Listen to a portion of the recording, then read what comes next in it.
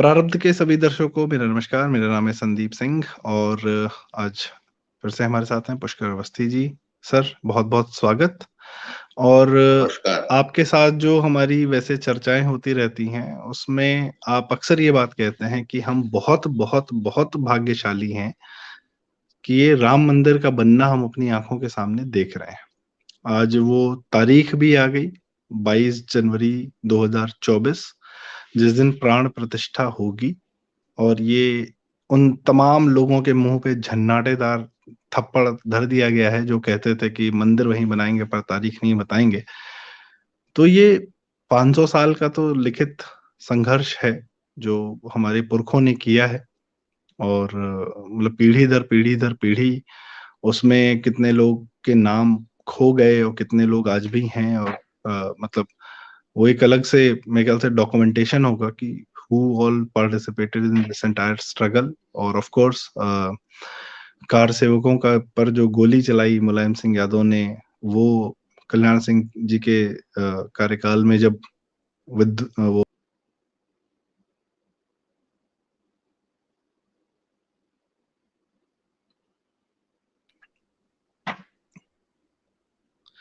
उसको जब रिक्लेम किया गया और उसके बाद आज और 2014 में ऑफ कोर्स मोदी जी का आना, क्योंकि 2009 के हाई कोर्ट के जजमेंट के बाद 5-6 साल तक सुप्रीम कोर्ट को ये बिल्कुल फिक्र नहीं थी कि अच्छा इस केस को भी हमको टेकअप करना है। एक भी दिन नहीं लिया गया। और अंत में गोगोई जी की अध्यक्षता में जो बेंच थी, उन्होंने फिर क्या कहते हैं उसको जो है पूरी तरह कंप्लीट किया डे टू डे हियरिंग करके। तो 9 नवंबर 2020 को आया था, 21 को आया था, 2019 को आया था फैसला। इसकी अहमियत क्या है दादा? 22 जनवरी सन 2024, what do you think of it? देखिए, पहले इस बात तो ये समझिए कि राम मंदिर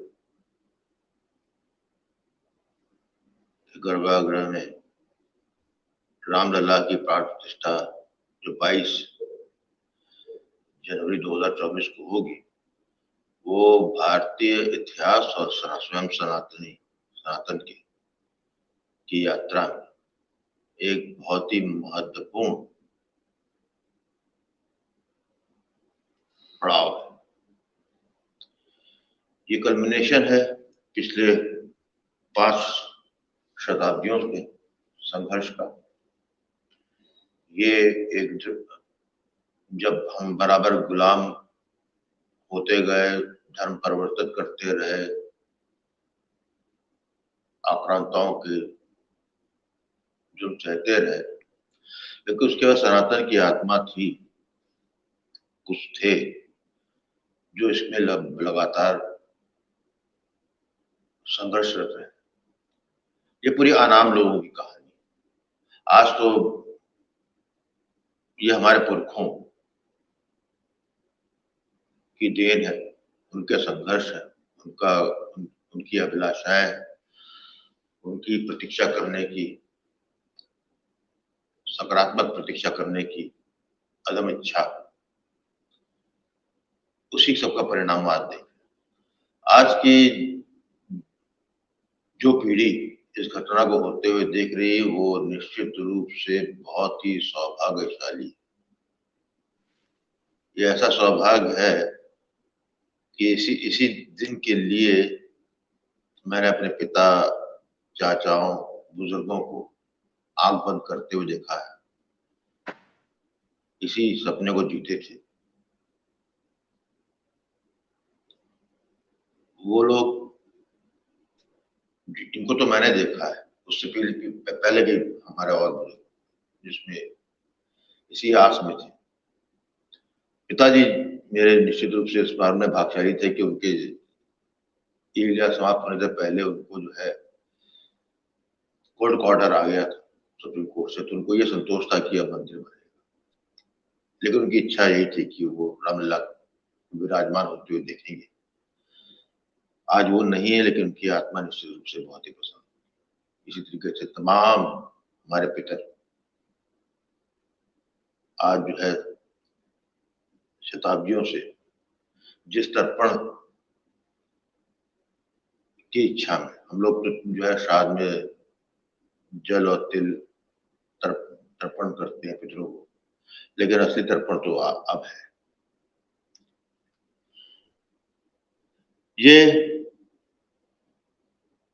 सिर्फ एक कोई घटना ऐसी नहीं हो रही जा रही कि जिससे कि आप ये समझ लें कि बहुत ही कोई राम राज या कुछ आने वाला है। ये एक नई लड़ाई की शुरुआत है। मेरा पूरा दृष्टिकोण इस बात पे है कि 22 जनवरी 2024 में रामलला के गर्भगृह में उनकी प्राण प्रतिष्ठा होने के बाद सनातन के जो भी विरोधी हैं उनका प्रहार और तीक्ष्ण और बहुत विवश होगा, वो इसको पचा नहीं पाएंगे। ये मैं समझता हूं कि पूरी समस्त भारत के भारतीयों और सनातनियों को आगे वाले समय के लिए तैयार रहना चाहिए, क्योंकि मैं समझता हूं जिस परिप्रेक्ष्य में हम रामलला को वहां देख रहे हैं, हमारे विरोधी जो है उनको अपनी ही जो इतने शताब्दियों से और विशेष रूप से 1947 के बाद एक झूठी स्वतंत्रता जब भारत को मिली है, उसके बाद जो कथानक भारत की सरकारों ने और यहाँ पर जो है लेफ्ट लिबरल सेकुलर इस्लामिक वर्ग ने जो एक सामने करके रखा था, उस पे एक ऐसा प्रहार है ये प्राण प्रतिष्ठा कि उससे वो विचलित भी होंगे और अपना जो है मानसिक संतुलन भी खोएंगे और बहुत मुझे लगता है कि उनका बड़ा तीखा प्रहार जो है आने वाले समय में आने वाला है। इसलिए जो है ये हमारे लिए एक प्रण का भी समय है, हमको एक संकल्प लेने का भी समय है 22 जनवरी 2024 कि दोबारा हम ये नहीं होने देंगे। दोबारा हम अपने ही अस्तित्व की लड़ाई स्वयं आगे बढ़ाएंगे। हम किसी सरकार, किसी कोर्ट और किसी शांति प्रस्ताव के मार्ग पे हम नहीं चलेंगे। ये हम है, ये हमारा है और ये हमारी आगे वाली पीढ़ी का है। हमारे ये हम पर एक ऋण है हमारे बुजुर्गों का, हमारे पुरखों का, जिन्होंने जो है इस घटना को देखने की आस में जो है आंखें मूंद ली। आज वो हमारी आंखों से उस मंजर को देखेंगे। तो हमारे लिए संकल्प है कि हमको इसको जो है एक प्रहरी के रूप में, एक कहना चाहिए शब्द मेरे पास इस वक्त नहीं मिल रहे हैं, लेकिन मैं ये हमारा उत्तरदायित्व है एक तरीके से अपनी अगली पीढ़ी को। हमें उनको जो है माफ कुछ नहीं कर सकते, हमको ये धरोहर देके जा रहे हैं जिसका मूल्यांकन हमारे आगे की पीढ़ी, आगे की जनरेशन, आगे का इतिहास करेगा। जी। जिस तरीके से हम 5 शताब्दियों बाद एक ऐसी घटना होते हुए देखने जा रहे हैं जिसने 5 शताब्दियों तक जो है हमारी आत्मा को सुखी। इसमें सिर्फ आक्रांताओं को दोष नहीं, तो जो मुगल आए थे, मुसलमान आए थे, जब अंग्रेज आए, वो सब तो मुट्ठी भर आए थे। इस पाप के जो इतना डिले हुआ उसके भागीदारी कहीं न कहीं हम लोग को स्वयं अपने बीच भी है। जी। हमने इसको चंद लोगों ने देखा जाए 47 के बाद इसका बीड़ा उठाया और 80 के दशक में उसका राजनीतिक रूप में उसका आया, वहां से जो है एक नई नव चेतना का सृजन हुआ। लेकिन उसमें एस्केपिज्म वाले बहुत से लोग थे। हमने जो है क्योंकि हम जो है नियति के बंधे हैं, हम प्रारब्ध के मानस पुत्र हैं और सौभाग्य से हम सनातनी हैं, जो कि सृष्टि का एकमात्र सत्य है। उसके लिहाज से हम ये सौभाग्य प्राप्त कर पा रहे हैं। तो ये निश्चित रूप से जो है हमें जो आगे आने वाला कष्ट जो मुझे दिख रहा है कि और जो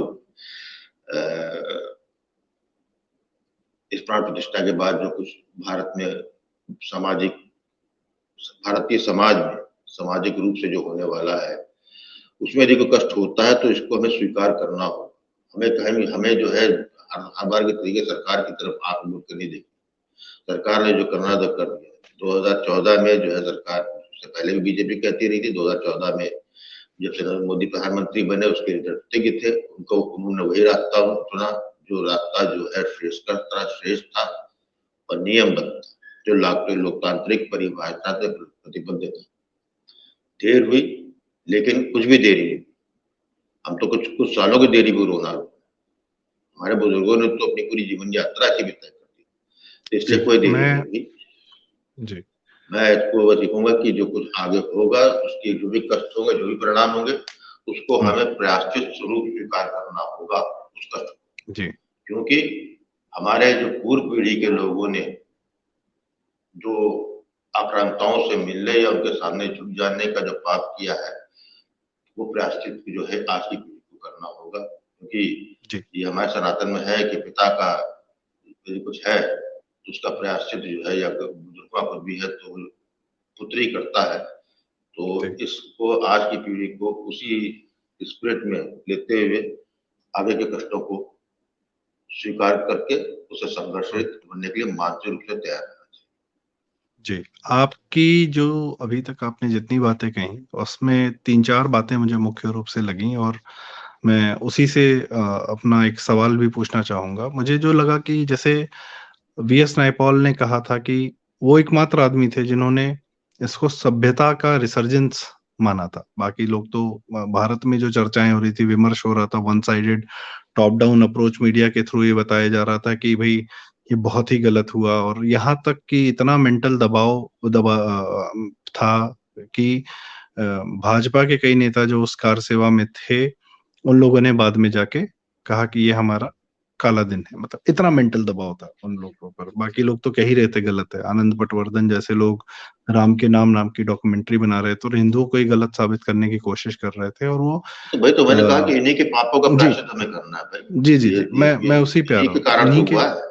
इसीलिए मैं जो मुगलों या मुसलमानों या ब्रिटिशर्स को दोष कम देता हूँ उसके लिए हमारे ही बीच के लोग हैं। तो सबसे पहले तो उनका ही उसमें थोड़ा इतिहास और लाना चाहता हूँ दादा और इसीलिए आपसे एक सवाल भी पूछना चाहता हूँ जो बहुत जरूरी है कि जैसे आपने कहा 5 शताब्दियों का संघर्ष है, तो जो राम मंदिर था वहां पर 500 साल पहले, वो लेट से मीर बाकी ने गिराया किसी एक 500 साल पहले, पर वो समाज का शरण होते होते होते होते भी तो 300-400 साल लगे होंगे, जिस समाज ने फिर ऐसा माहौल बना दिया कि ऐसा कोई आक्रांता आया जिसने उसको गिराया।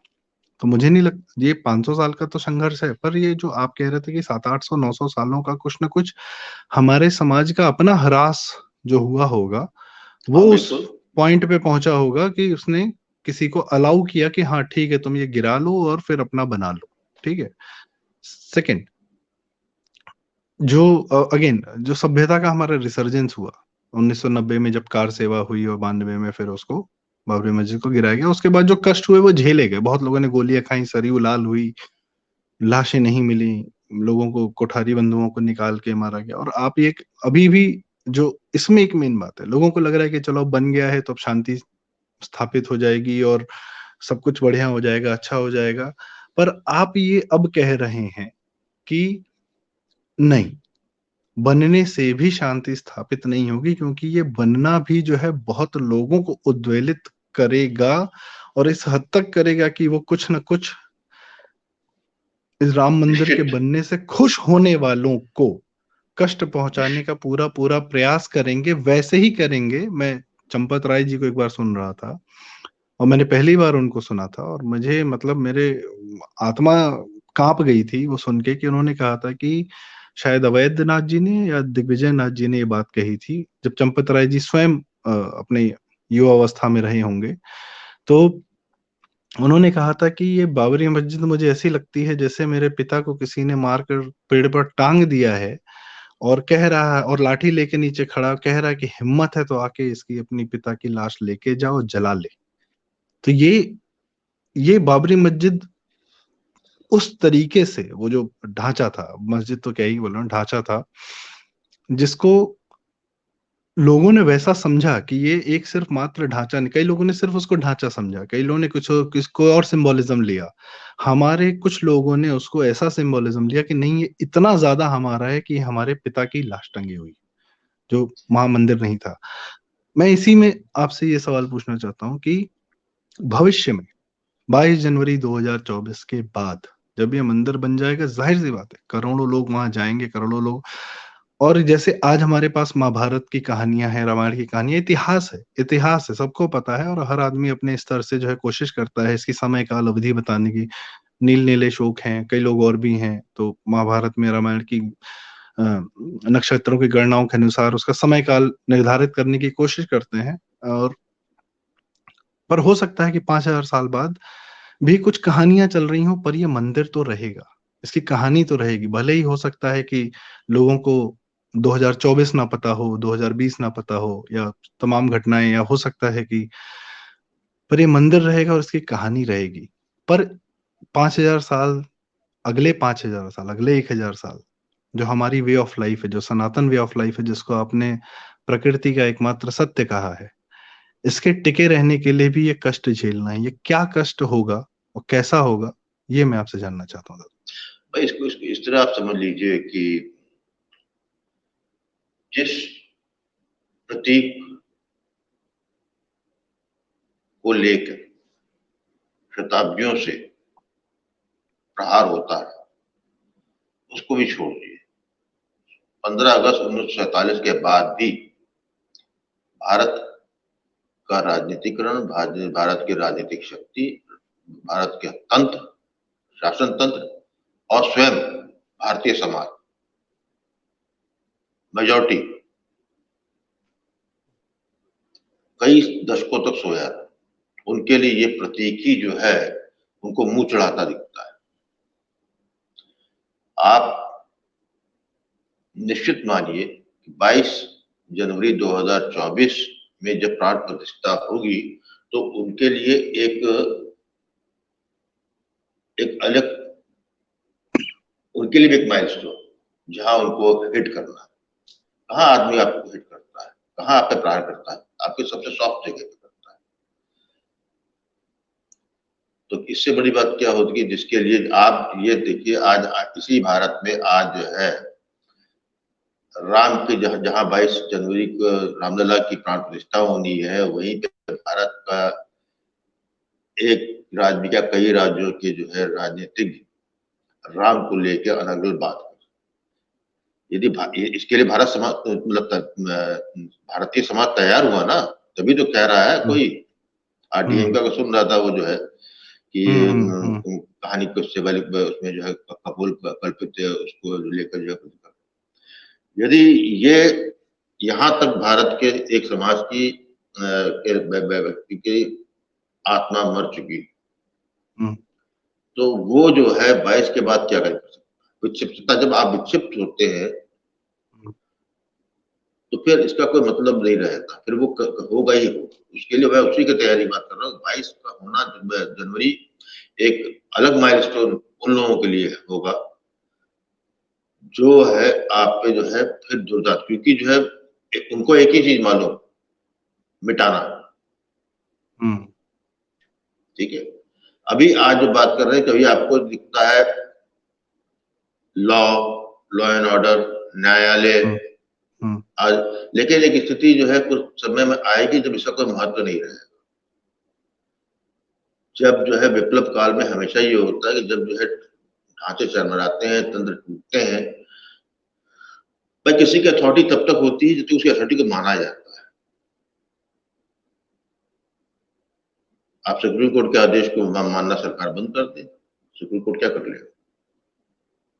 लेकिन एक अनरिटन और है, इसके उदाहरण बॉन्डिंग है है, हमारे पास, बहुत रिसेंट एग्जांपल्स हैं। बॉन्डिंग है, हम्म। हमारी एक श्रृंखला जुड़ी हुई है, हम करते हैं और करेंगे। लेकिन विप्लव काल में सारे नियम कानून बदल जाते हैं। विप्लव काल में मर्यादा मर्यादा नहीं रहती, सत्य अर्ध सत्य होता हो जाता है। और तीसरी बात जो है, विप्लव काल में हमेशा एक चीज होती है कि जो संरक्षित रह जाता है, जो उस काल को निकाल ले जाता है, वही जो है परम सत्य रहता है। आपका ये कहने का मतलब है कि जो लोग, जैसे जाहिर सी बात है ये बहुत ही खुशी का समय है, पर हम फिर भी आप एक दूसरा ही एंगल लेकर चल रहे हैं, और जाहिर सी बात है कि इस खुशी के समय में भी उस बात को आदमी भूल नहीं सकता है, और ज्यादा ध्यान रखने की जरूरत है कि ये जो हमारी खुशी है, ये सनातन समाज की, हिंदू समाज की खुशी है, ये बहुत लोगों के लिए बहुत बड़े कष्ट का कारण है, और वो इस कष्ट को आसानी से पचा नहीं सकते, और मतलब ना पचाएंगे तो कुछ न कुछ बिल्कुल, जरूर प्रयास निश्चित करेंगे रूप से, कि बिल्कुल, यह समाज जी। बिल्कुल निश्चित रूप से इसी के लिए है आपको जहाँ की 22 की जनवरी 2022 की जो है 2024 हम्म। पे हम्म। आपको जो है एक अदम प्रसन्नता दे रही है। वहीं पे आपको जो है इसके जो है उस प्रसन्नता को सुरक्षित रखने के लिए चेतावनी भी दे रही है कि आपको हम्म। अभी और यात्रा करनी है, अभी अभी जी। और पड़ाव देखने हैं। तो इसलिए ऐसा कुछ नहीं है कि कुछ चैप्टर जी, क्लोज होने जा रहा है। एक अलग संघर्ष, एक अलग एक नया ज्यादा अध्याय शुरू मार्ग, होगा। जी। एक बिल्कुल एक एक संघर्ष का एक नया अध्याय होगा, वो शायद रखता हूँ, वो रख के जैसे हम लोगों ने कल भी बात की थी अपने एक वीडियो में कि इसराइल हमास युद्ध सिर्फ एक छोटे से गाजा स्ट्रिप का युद्ध नहीं है, वो सिविलाइजेशनल संघर्ष है। और ये सब जो है मैं एक्चुअली यही कहने चाह रहा था कि हम, ये क्या होगा क्या नहीं होगा, किस प्रकार का होगा, इसकी चर्चा हम लोग अपने आने वाले वीडियो में कर सकते हैं, क्योंकि निश्चित, हाँ जी। That needs a very detailed and different discussion all together, we can not. अरे ठीक है, देयर इज पब्लिक जो है वेरी मच। 20 मिनट के बाद जो है पब्लिक जो है अभी इतना उसमें नहीं नहीं नहीं है नहीं, कि वो पब्लिक लंबे पब्लिक बच्चों बहुत की सुनना समझदार है चाहती दादा, अच्छी बात है। को नहीं वो दो बिल्कुल दो नहीं, घंटे ऐसा नहीं सुनती है, है। वो 5 जी, मिनट कोई बात जितना नहीं, जितना लेट्स नहीं नहीं, हाँ तो मैं इसलिए मैं लेट्स वाइंड अप ये विषय के विषय के मैं सिर्फ और सिर्फ विषयों को अलग अलग करने की कोशिश कर रहा था, इसलिए बात कह रहा था। तो जो बात आज पुष्कर जी ने कही है, पुष्कर अवस्थी जी ने, उसको और हम डिटेल में अपने फर्दर वीडियोस में देखेंगे। और जी अगर आपको ये बिल्कुल। वीडियो पसंद आया और आप फर्दर हमारे और भी वीडियोस या हमारी और चर्चाओं को सुनना चाहते हैं, तो कृपया हमारे प्रारब्ध चैनल सब्सक्राइब करें, हमारे इस वीडियो को लाइक करें, लोगों के साथ शेयर करें। अगर आप लोग को लगता है कि यहाँ कुछ जरूरी बातें हो रही हैं जो लोगों तक पहुंचनी चाहिए, तो कृपया इसे शेयर करें। और अपना प्यार बरसाने के लिए बहुत बहुत धन्यवाद दर्शकों। Thank you so much. नमस्कार।